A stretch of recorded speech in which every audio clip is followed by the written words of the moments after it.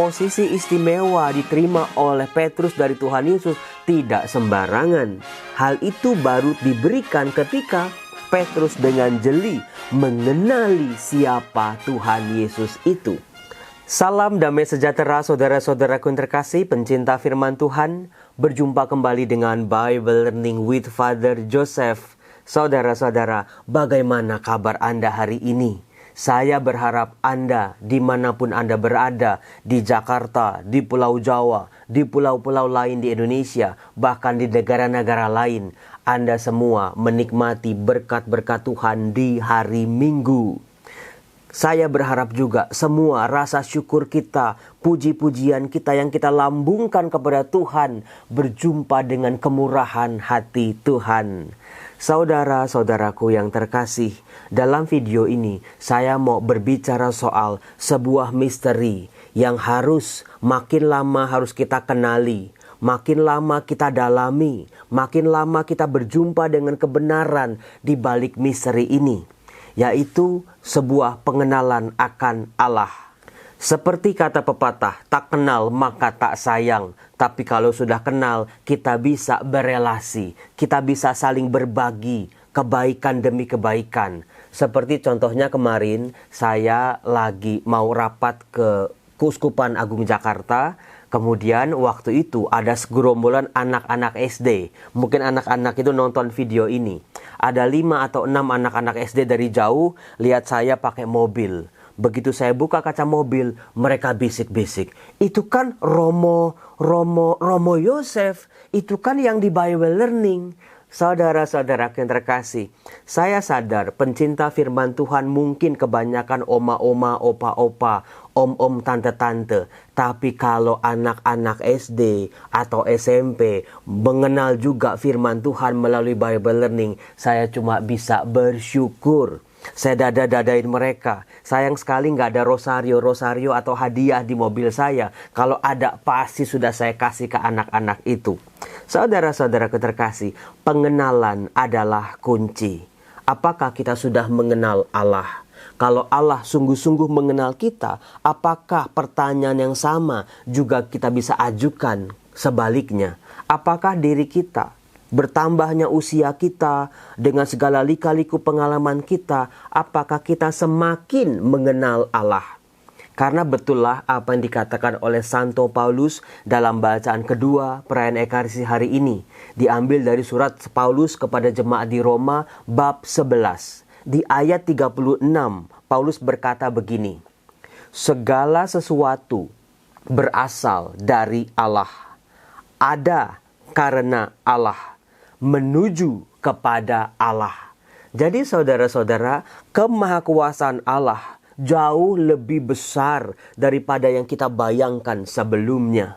Daripada yang kita pikirkan saudara-saudara. Dengan akal budi kita yang seperti ini, kita sok-sokan mengenal Allah dengan segala rencananya. Saudara-saudaraku yang terkasih, kemahakuasaan Allah jauh lebih besar daripada segalanya di muka bumi ini. Paulus dengan luar biasa mengungkapkan, Allah lah sumber dari segala. Dari Allah kita semua berasal. Semuanya, hidup kita, diri kita, keluarga kita, harta kita, semua yang kita miliki. Ciptaan-ciptaan lain, bumi ini, udara, semuanya berasal dari Allah dan ada karena Allah. Allah lah alasan kita ada di dunia ini. Allah lah alasan dibalik semua peristiwa-peristiwa yang terjadi dalam hidup kita, yang diizinkan oleh Allah. Tapi kita percaya saudara-saudara bahwa Allah ini maha baik. Selain Allah maha kuasa, tapi Allah juga maha baik, maha kasih, yang mengasihi diri kita sejadi-jadinya. Maka kemahakuasaan Allah itu tidak pernah digunakannya untuk menghancurkan umat manusia. Asal umat manusia setia di jalan Allah. Semakin mengenal Allah, semakin hidup di dalam kasih-Nya. Maka dikatakan oleh Santo Paulus, kita semua tanpa kecuali sedang berjalan menuju Allah. Nah, saudara-saudara, untuk sampai menuju kepada Allah, kembali ke tempat asal kita berada, kita tahu nggak jalannya bagaimana? Kita tahu nggak kendaraan apa yang harus kita pakai? Kita tahu nggak belok mana, kiri atau kanan? Harus bagaimana? Persiapan-persiapan apa saja yang harus kita bawa dalam perjalanan kita, saudara-saudara? Ini sebuah misteri yang dalam pertambahan usia kita, kematangan rohani kita, satu persatu harus kita bongkar. Sebab apa, saudara-saudara? Misteri akan selamanya tetap menjadi misteri kalau tidak pernah dibuka selubungnya. Kita tidak pernah tahu apa yang dikehendaki oleh Allah. Nah, saudara-saudara, yang namanya pengenalan Allah, jalan-jalan Allah, kehendak-kehendak Allah, tugas-tugas kita di dunia ini, apakah Anda tahu? Kita semua ini diciptakan oleh Tuhan dengan maksud tujuan tertentu. Apakah Anda sudah menyadari, iya Romo, ini tugas yang harus aku jalani dalam hidupku ini. Mudah-mudahan akan aku selesaikan sampai akhir nanti, sebelum aku kembali kepada Tuhan. Kalau manusia gagal menjalankan tugas tanggung jawabnya ini, konsekuensinya adalah kemurahan Tuhan, kemahakuasaan Tuhan ini akan beralih kepada yang lain. Hal itu bisa kita lihat dalam bacaan pertama dalam perayaan Ekaristi hari ini, lagi-lagi diambil dari nubuat Nabi Yesaya bab 22 ayat 19 sampai 23. Pada waktu itu ada seorang yang bernama Sebna. Mungkin Anda pertama kali mendengar nama ini. Sebna ini adalah seorang pengurus istana raja. Dia punya jabatan, dia punya nama, dia punya kehormatan, dia punya kuasa juga karena dia melayani raja. Dia yang berkuasa di istana raja, mengatur segala-gala jadwalnya raja, makannya raja, istirahatnya raja, time schedule-nya raja. Dia punya kuasa, saudara-saudara. Pasti hidupnya lekat dengan yang namanya harta, kekayaan, popularitas. Tetapi saudara-saudara, hati-hati. Dikatakan nanti Sebna ini tidak menjalankan tugasnya dengan baik. Dia tidak mendengarkan suara Allah. Dia tidak patuh, dia tidak taat pada Allah. Alhasil saudara-saudara, Tuhan sendiri berfirman kepada Sebna, kata Tuhan, "Aku akan melemparkan engkau dari jabatanmu, dan dari pangkatmu engkau akan dijatuhkan. Maka pada hari itu, aku akan memanggil hambaku Elyakim bin Hilkia. Aku akan mengenakan jubahmu kepadanya. Ikat pinggangmu akan kukaitkan kepadanya. Dan kekuasaanmu akan kuberikan ke tangannya. Maka ia akan menjadi bapa bagi penduduk Yerusalem dan bagi kaum Yehuda." Dikatakan lebih lanjut, "Aku akan menaruh kunci rumah Daud ke atas bahunya. Apabila ia membuka, tidak ada yang dapat menutup. Apabila ia menutup, tidak ada yang dapat membuka. Aku akan memberikan dia kedudukan yang teguh, seperti gantungan yang dipasang kuat-kuat pada tembok yang kokoh. Maka ia akan menjadi kursi kemuliaan bagi kaum keluarganya." Tunggu Romo, kok kayaknya nubuat Nabi Yesaya ini kok pernah dengar ya Romo. Tetapi tokohnya bukan Sebna, bukan Elyakim bin Hilkia. Betul, Anda sudah mulai teliti dan cermat dalam membaca kitab suci, dalam melihat bagaimana nubuat-nubuat Allah terjadi. Karena dalam perjanjian baru kita bisa menemukan kisah yang kurang lebih sama, tetapi tokohnya adalah Tuhan Yesus sendiri dengan Petrus, salah satu rasulnya. Santo Petrus mendapatkan kedudukan yang istimewa seperti yang diberikan Allah kepada Elyakim bin Hilkia.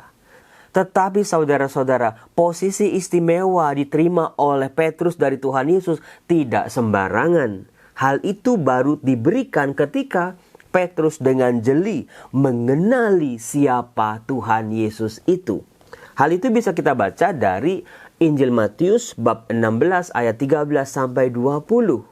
Bagaimana dikatakan pada waktu itu Tuhan Yesus bersama para murid-muridnya sedang ada di daerah Kaisarea Filipi. Anda kalau baca firman Tuhan coba pelan-pelan. Kaisarea. Kok mirip-mirip Romo sama Kaisar.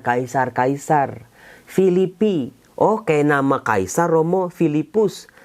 Kaisarea adalah sebuah nama tempat di dekat daerah Galilea, tempat Herodes membangun istana-istana, tempat peristirahatan buat kaisar-kaisar Roma. Maka disebut Kaisarea Filipi, tempat peristirahatan Kaisar Filipus. Nah, saudara-saudaraku yang terkasih, bukan sebuah kebetulan Tuhan Yesus memanggil murid-muridnya juga di daerah itu. Tuhan Yesus mengutus para muridnya juga di daerah itu. Tuhan Yesus membongkar identitasnya, memberikan kuasanya kepada Petrus juga di daerah itu. Hal ini mau dikatakan bahwa bukan Kaisar Roma yang berkuasa, yang memberikan kekuasaan-kekuasaan bagi daerah-daerah di Galilea, daerah-daerah jajahannya. Tetapi ada penguasa yang jauh lebih dahsyat yang bernama Yesus Kristus dari Nazaret, yang memberikan kuasanya kepada salah satu rasulnya, kepada gerejanya, kekuasaan yang tidak pernah akan runtuh. Itulah maknanya, saudara-saudara. Baru tahu kan? Iya, Romo, bertahun-tahun baca kitab suci baru sadar. Ternyata nama-nama tempat dalam kitab suci itu punya makna.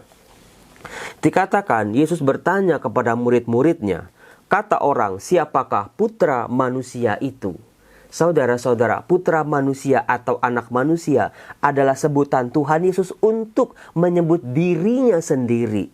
Tuhan Yesus menyebut dirinya sebagai anak manusia atau putra manusia dalam relasinya dengan Allah, dalam relasinya dengan manusia. Lalu jawab mereka, tidak dikatakan siapa-siapa saja yang menyebut pada waktu itu. Rasul yang mana? Tidak dikatakan. Mereka berkata, ada yang mengatakan Yohanes Pembaptis, lalu yang lain mengatakan Elia, yang lain mengatakan Yeremia, atau salah seorang dari para nabi. Saudara-saudara, yang menarik adalah tokoh-tokoh yang disebut oleh para murid ini punya tugas sebagai seorang nabi, mempersiapkan masa kedatangan Mesias, penyelamat dari Tuhan untuk membebaskan umat Israel, di mana tokoh Mesias punya kekuasaan yang luar biasa, kekuasaan yang mampu meruntuhkan segala kuasa-kuasa di kolong langit ini. Nabi Yeremia misalnya, Nabi Elia, atau salah seorang dari para nabi. Demikian juga dengan Yohanes Pembaptis. Tugas para nabi ini, tugas Yohanes Pembaptis ini mempersiapkan sebuah jalan, menyadarkan orang-orang sebangsanya akan kemahakuasaan Tuhan. Akan datang saatnya Tuhan ambil alih kekuasaan di muka bumi ini.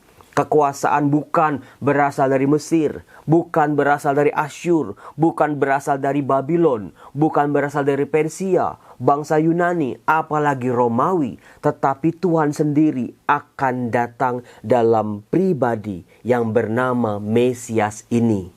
Nah, saudaraku, dari sini kita bisa melihat orang-orang sejaman Yesus pada waktu itu hanya sampai pada batas pengenalan Yesus itu sebagai seorang nabi yang akan membuka sebuah zaman Mesias. Nah, dari sini saudara-saudara kita bisa melihat dan mengerti. Ternyata orang-orang pada zaman Yesus, orang-orang Yahudi pada waktu itu, mereka sudah melihat, mendengar, mengikuti Yesus, menyaksikan peristiwa-peristiwa yang dialami oleh Tuhan Yesus bersama mereka, di depan mata mereka.